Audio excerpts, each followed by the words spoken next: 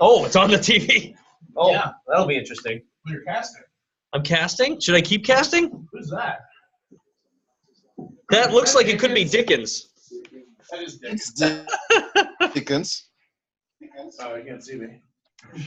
Oh, oh. Wait a minute. What's up, Dickens? We have a little get-together here in the office today, so we're kind of hanging out. I'm trying to think how I can do this so that you can see everybody here. You should have invited me. Oh, Dickens! Come on, I didn't get the invitation. Dickens is one of our agents. He's one of our complete deal flow coaches, and he is in the Worcester area, Central Mass. Is that accurate? Yeah. Yes, you are. Brilliant. Well, you look good, buddy. What's been going on? Same.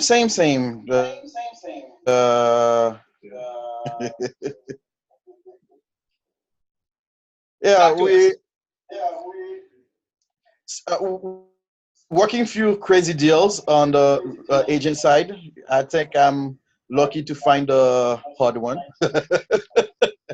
I'm working a short sale in Worcester, and now the seller is on board, but the tenant is not very cooperative. Thanks God, I just learned that they're moving out. I think now showing that property will be easier.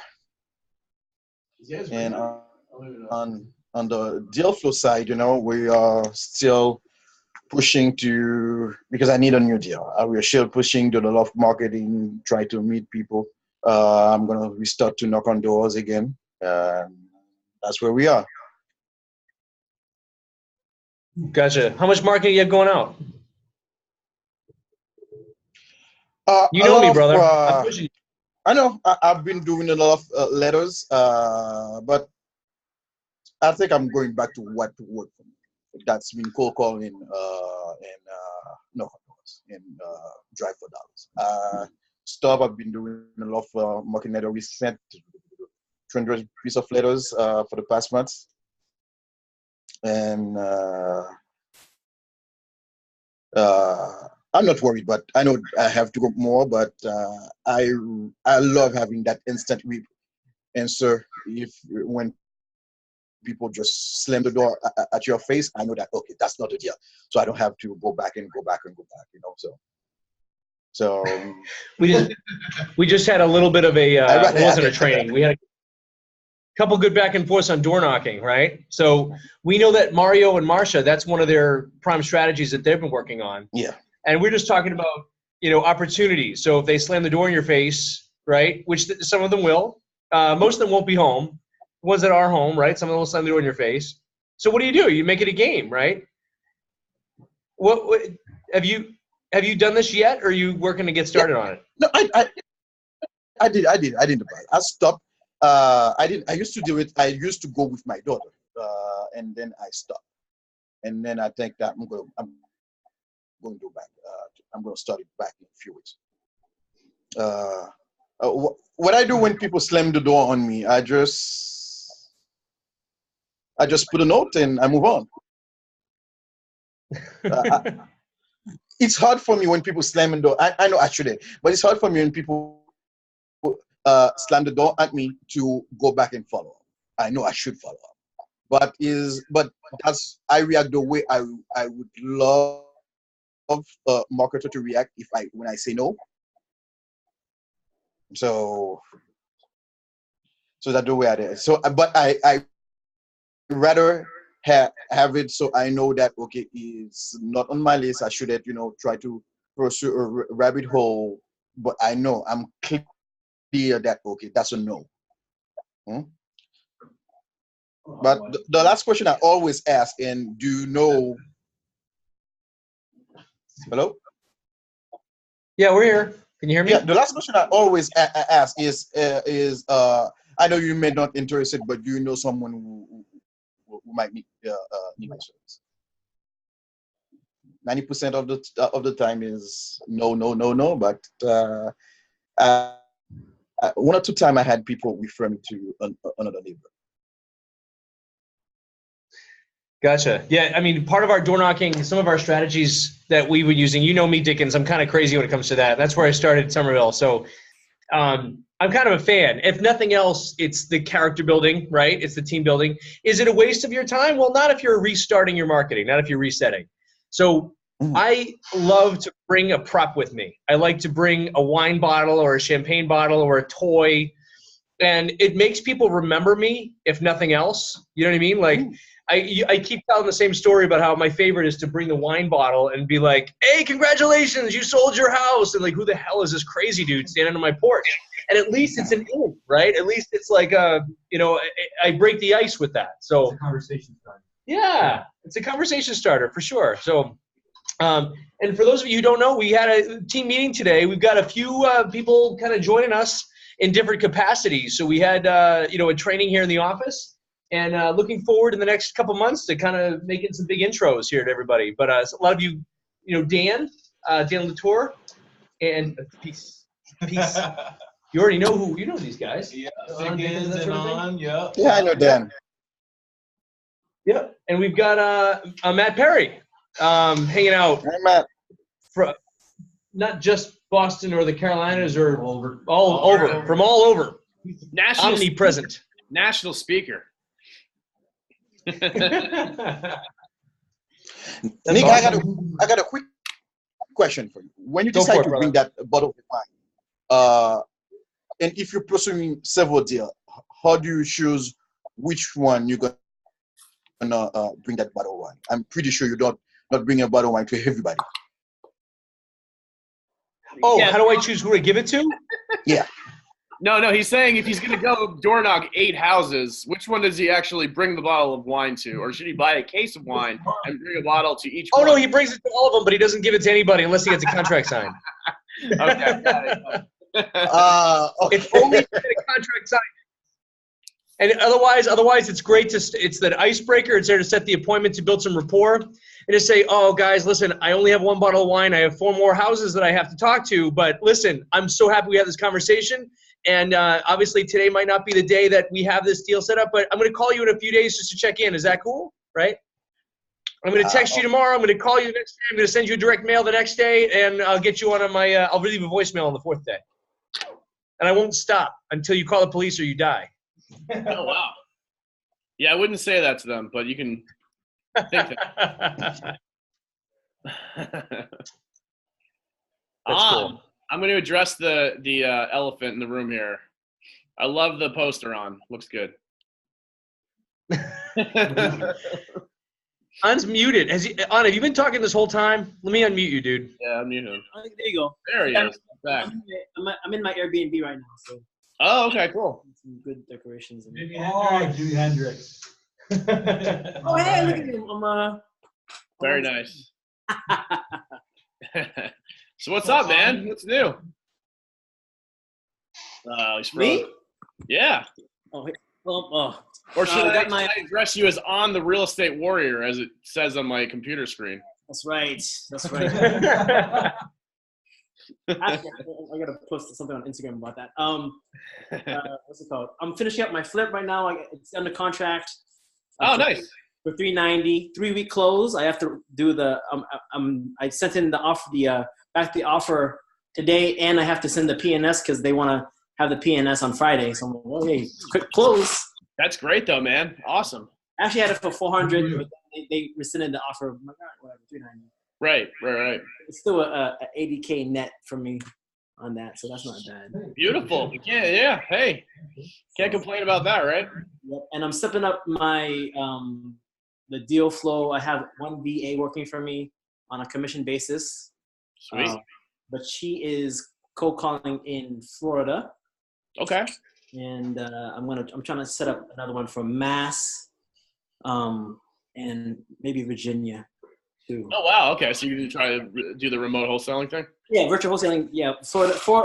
I'm hitting Orange County, Ocala, which is Kissimmee, and Yep. I know where that is. Yeah.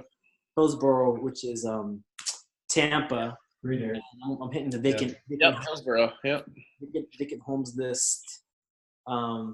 It's just got to skip face some of them. Cool. the numbers. Are you using is that Tom Kroll's system, or is that just your own that you're putting together? I'm just putting. I'm part of a I'm putting together. You know, I got a kind of mini mastermind with like 4 or 5 wholesalers on the Northeast. So you know we're bounce back some ideas. We had a 3-hour Zoom call last week about some stuff. But yeah, Nice. Yeah, I might actually go on Upwork as well because like you know I just you know what, I just waste a lot of time cold calling, like 2 hours of cold calling, and so if I get leads, I'm like, oh shit, I gotta call back the leads. So I'm like, all right, let me just, you know, I know how to train. I've done, you know, like, I've gone through like 900 calls. But actually, it's in reality with Mojo Dollar, I probably talked to like maybe 50 people. Yep. But so I know how to train. You know, I'll just Zoom call like this for an hour, and then me come, and then they can, you know, I can hear them do it as well for the training. That way, I can delegate some of the cold calling, and I can do more things like follow up and other creative ways to find a lead. Sweet, man. Also, I'm trying to put another Airbnb on the contract. Up here or somewhere? In Fort Hill. Okay. Yeah.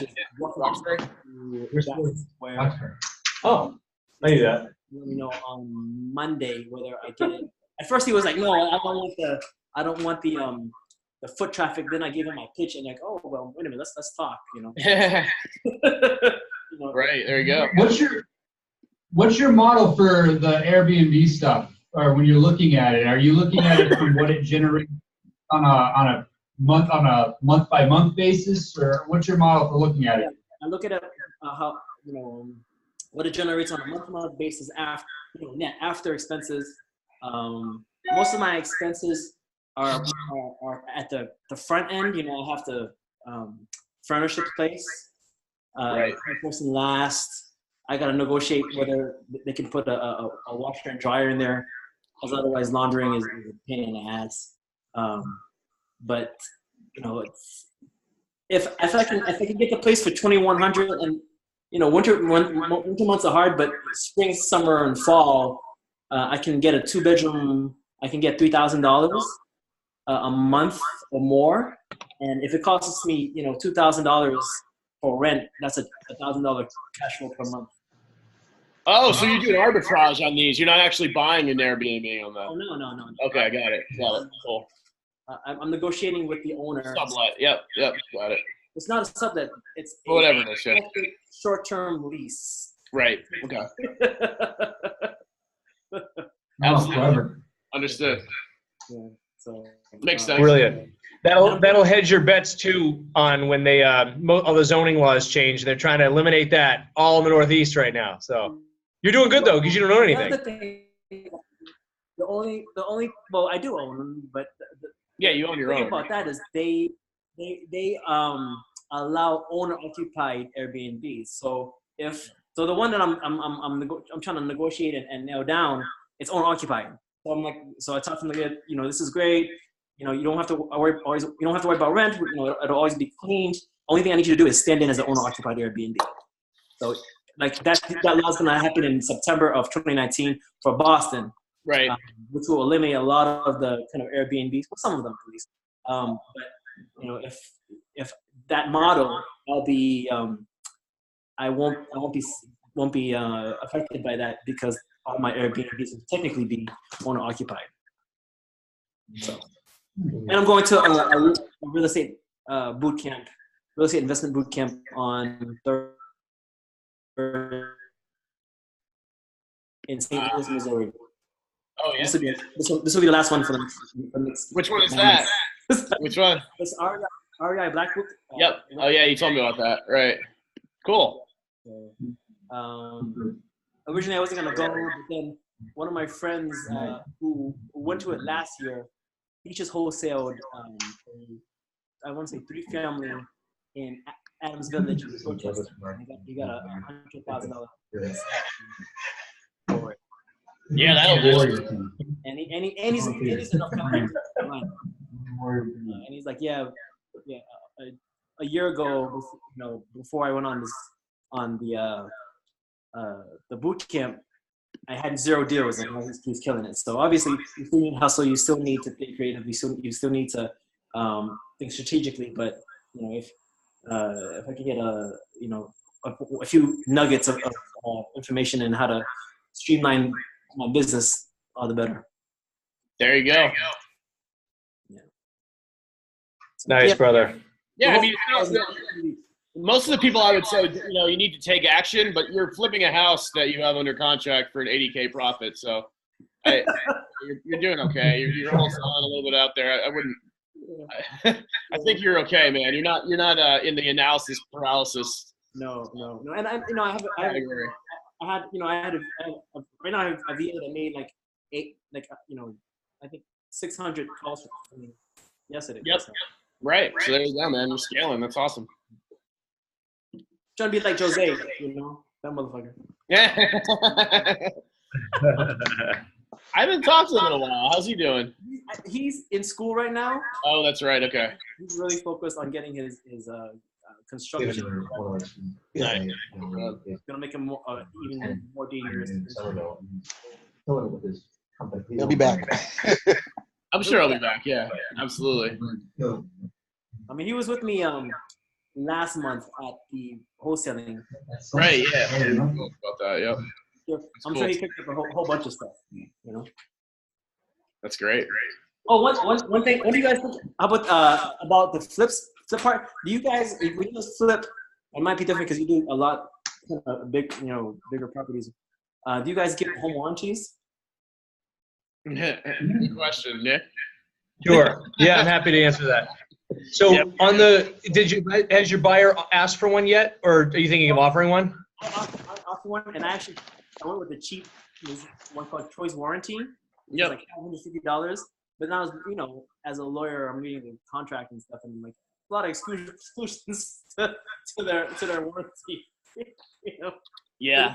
We cover everything except half a page. Except for a ton of things that matter. Yeah, absolutely. What's the company we use? It's First Home or something, or AHS, American Home Services. Yep. So what we do we actually have kind of a strategy for that. If the house is brand new construction, obviously by law, we have to put a 1-year warranty on everything. And by we pass that right on to our contractor, right? That's why another benefit of hiring a general contractor is they now are in charge of that warranty. Yeah. If it's a renovation, then by law, your crew or you are responsible for any sort of new things that you've touched on the system side, roof side, or shell of that house, right? But so what we do, if we dressed up most of the house, or if it's a renovation, we did 60, 70, 80% of the work, or even 40% of the work, but it has maybe an old furnace that we maybe serviced and cleaned, or it has, there may be something that we left in there, like maybe 20 or 30% of the plumbing was existing, we left it, or 23% of the electrical is existing. We'll tell the buyer, hey, listen, if you can close in 30 days, we'll throw in this $700 home warranty for you. And then the buyer comes back and says, well, my lender tells me that it's going to be 45, 60 days. And we say, well, why don't you consider getting pre-approved with this lender who uses our title agent, our closing agent. We know that that's going to go really, really, really smoothly. They then close in 30 days. We're happy because of the early closing. They're happy because they now have the $700 home warranty on it. So we kind of use it as a bone to throw them and keep the whole transaction within our team, if it's a way to put it. You know what I mean? Ecosystem. Ecosystem. Does that make sense or no? We use it as an incentive to throw the buyer if they do something for us. It does. I use it as an incentive to a marketing ploy. What is it? I use it as a marketing ploy. 1-year warranty, home warranty.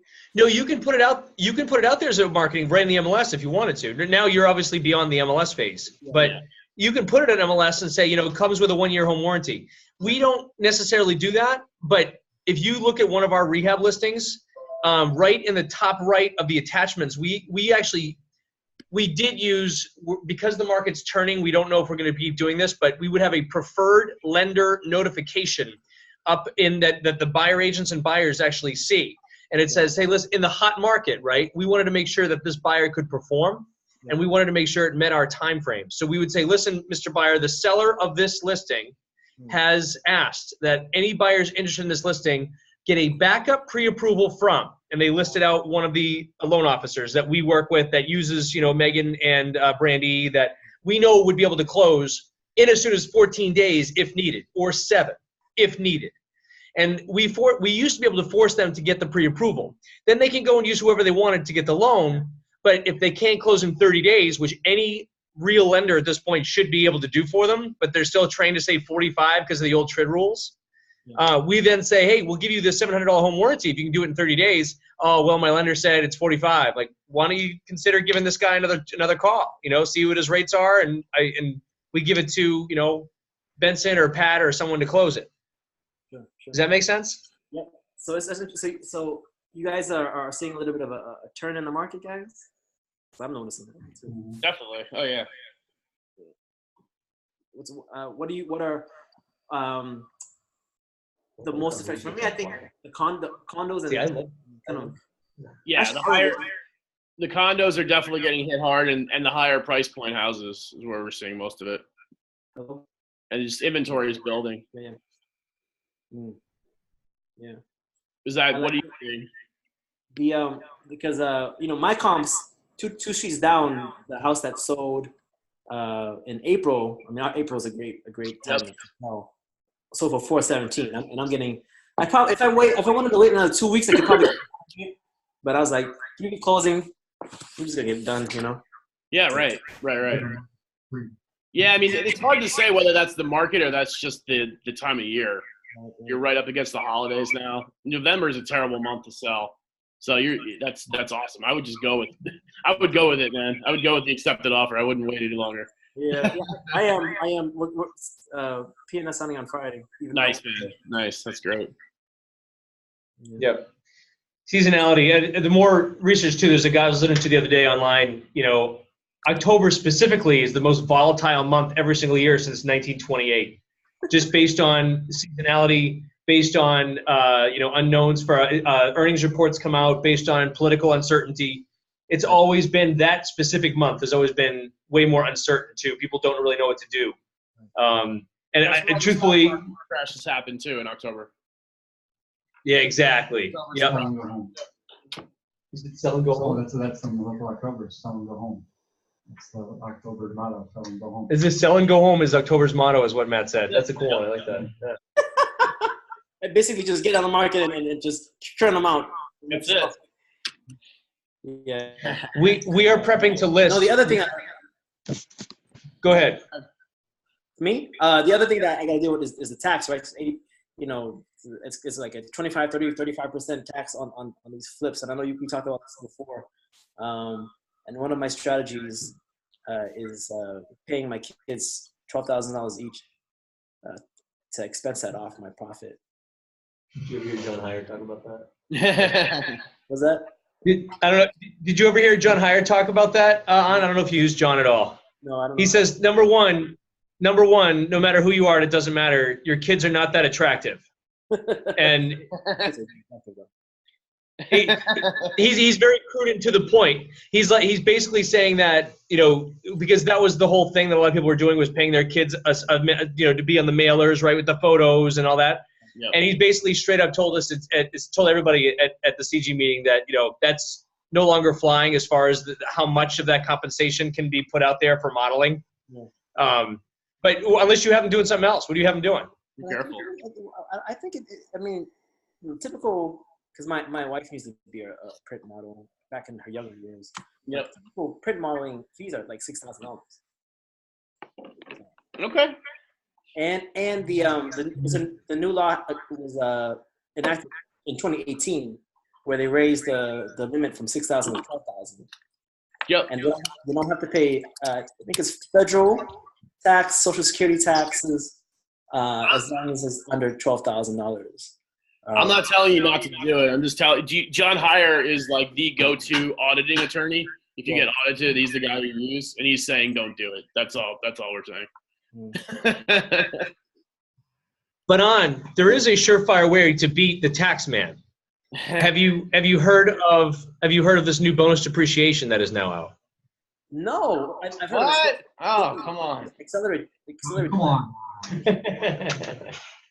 It's the best. What is it? What is it?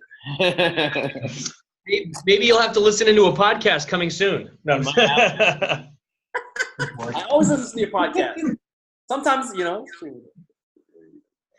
Essentially, and I mean, I feel bad. I always dominate conversations and Kill it. No, go for it, buddy. if they passed the new law that basically states that businesses can now write off their own equipment that's in their trade or business, and they can also write off land improvements over an accelerated depreciation period. So they already had a lot of this rules written. I'll defer to Matt too, in case Matt, you know more about this than I do. But You're on track.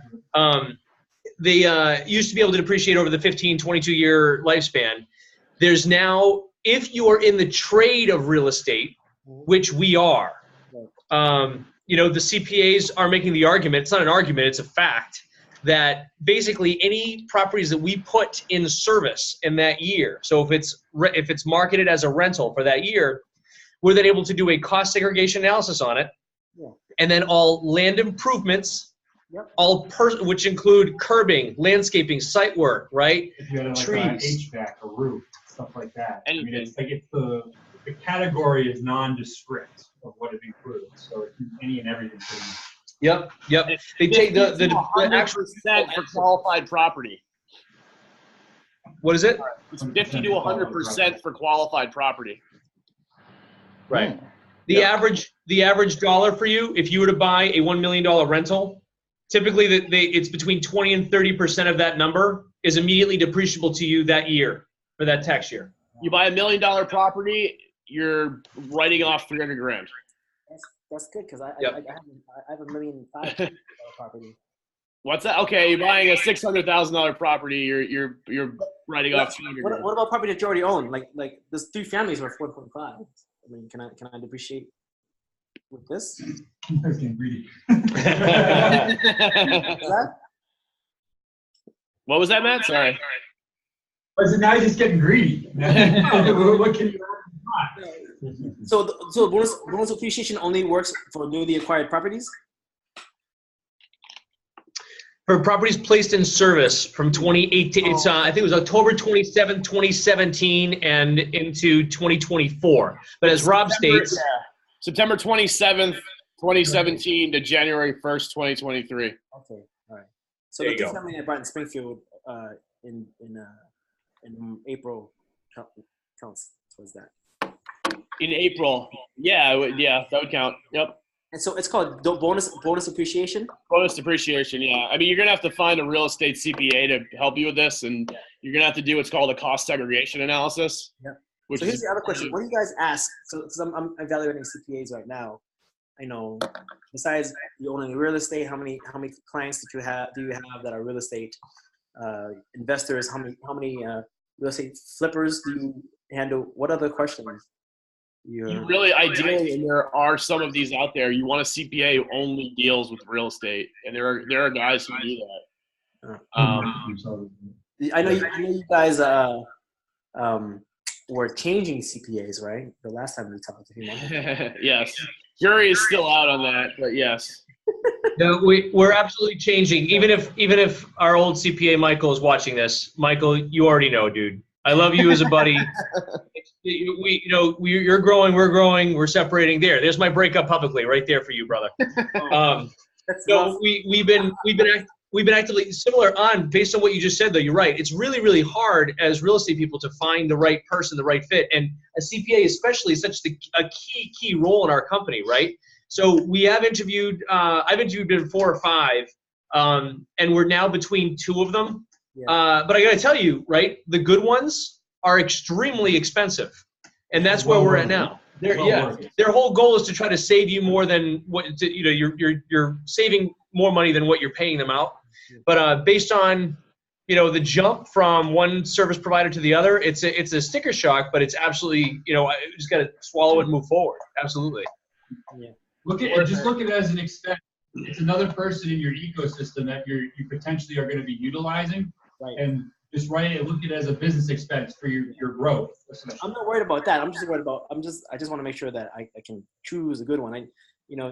Talk to two. I'm happy to make the intro. Once Rob approves, we have 2 interviews coming. In fact, Rob, I already had my interview with the other one too. Oh, So nice. I will. Rob approves which one we're going to be using. We're happy to make that referral to you. If that's cool. Appreciate that. Yeah, one of them. One of my real estate friends recommended, and I talked to her about the child, the tax credit for children, and she had no idea what I was talking about. And she's like, yeah, I think the minimum age is 16. I'm like, yeah, but tax laws say that if that doesn't apply to parents hiring the children, I'm like, I don't want to have to be educating my CPA about stuff. So. Yeah, you'll be surprised, especially guys who are not familiar with real estate. They don't know the new tax laws for real estate, especially like bonus depreciation, that kind of stuff. Yeah. They don't understand it. Yep. As how the tax law is worded too, it's worded towards business owners and business equipment and business improvements. Yep. So unless you're in the real estate business, you wouldn't ever apply that to real estate. So if you meet the certain criteria as to being truly a real estate professional, that's when you can use it to your advantage. So now that you're a real estate professional, do you have to keep record like hourly per month or week? Or is it just like, hey, I made, let's say 80K, in 2018, for instance, and that, that'll qualify.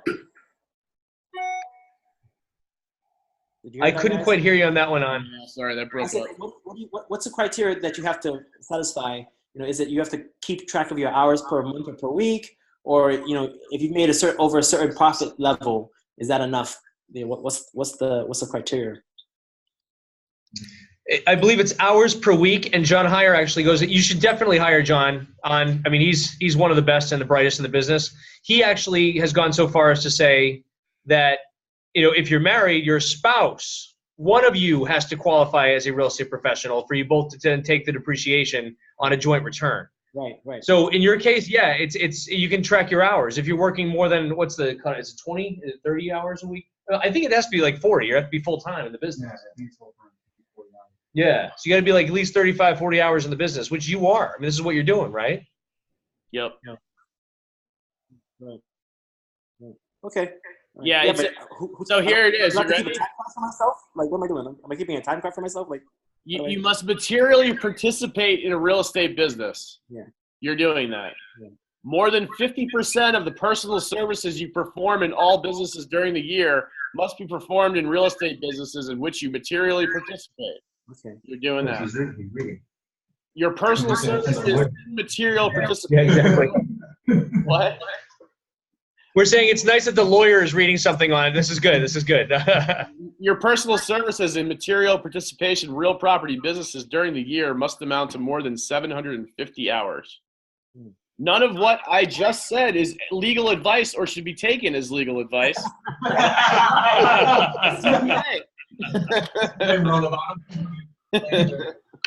I am just reading the tax code right now because I like to read it. Right. Who's this person that you recommended, Nick? Was it Mike? What? You said We have Matt and Dan here with us. who did you say I should hire to talk about? John. Oh, Yeah, John Heyer. John Heyer. Who's that? Is that we can make an intro to you again on that too. okay. But he's the guy. I mean, he has all sorts of awesome tax loopholes. Okay. It is like his life philosophy is teaching you how to pay less in taxes. And he's a CPA? I mean, is he a tax attorney? He doesn't do CPA work anymore, but he is a licensed CPA and an attorney. So how can He's an IRS litigator now. All he does is battle with the IRS on behalf of tax people. How do I leverage him? Is there a book that I can read? Is there YouTube videos, or do I hire him? How do I leverage him? You basically hire him. Okay. Yeah. He did just put out. I think he's got a monthly thing now, right? He's got a monthly webinar. Yeah, on selected topics. But if you want him to look at your specific situation, you're gonna have to hire him. All right. John Heyer. John Heyer. You're gonna have to hire John Heyer. we'll do an email intro on Okay. between you and him. All right, thanks. Brilliant. Cool. We got 5 minutes left, guys. I'm trying to think if we don't have any rehab meetups on the horizon. We do not have, we're waiting for some progress on a rehab before we book another rehab meetup. We do have, I'm trying to think, continuing education classes. Marianne and I are doing December. It's in New Hampshire. None of you are New Hampshire people, so that's off the table. Trying to think if there's any other speaking events happening. I don't know if there are. Do you guys have any local meetups coming up where you're speaking or hosting? I have one at the Hyatt, third week of this month. Thursday. Nice. Yeah, I have one the third Thursday too. What's the date? Third Thursday. Yeah, I think it's gonna be next week. I think Next next week? Thursday. Yeah, I'm doing market trend, market analysis as usual. Oh, at Boston area? Yeah. Okay. Dickens. Don't wake up. Whatever you do. No. I'm up. I'm up. Ron, where are you speaking? This is my pumped face. The Guild? Is it the Real Estate Guild? I have a monthly meetup. That at the Hyatt. Go ahead, plug it. What's it called? It's called Boston Multifamily Investors Introduction and Meetings to Do Deals, Hyatt Regency, November 29th, Thursday, 7 to 9 o'clock. Nice, man. That's awesome. I'm gonna try to make that. That's after Thanksgiving, so I'll be in town. That's cool. Yeah, it's not my meetup, but I host it. So, Okay, cool. You know, I'm the face. You're the That's what I was with. Someone else pays the bills, and I host them, and it's Got it. and I can brand. Even better. Pays to run the place. And that's That's on awesome. meetup.com too? That's what? That's on meetup.com? Yep, it's on Meetup. Yep. Sweet. Yep. So it's a pretty good deal. Brilliant. Good stuff, guys. Well, this was a good tax talk day. Tax talk. Yeah. We'll be posting this to the site. And hey, listen, for those of you listening on the recording, feel free to please like us on Facebook and YouTube, right? AA Real Estate Group and Complete Deal Flow System. Our YouTube channel is AA Real Estate Props. Super, super excited for the weeks upcoming. We've got, as you can see, we've got Dan, Matt, we got a few other guys, Joe, and Eric, and we've got a bunch of people maybe cluing in here with some growth. And we'll be seeing you guys on the next session. So, hey, guys, have an amazing, awesome day. Awesome. Later, guys. And next time you're having that party at the office, let me know. I'll come. All You right. got it, Dickens. You're always invited, dude. Take care. Same with All you, right. Juan.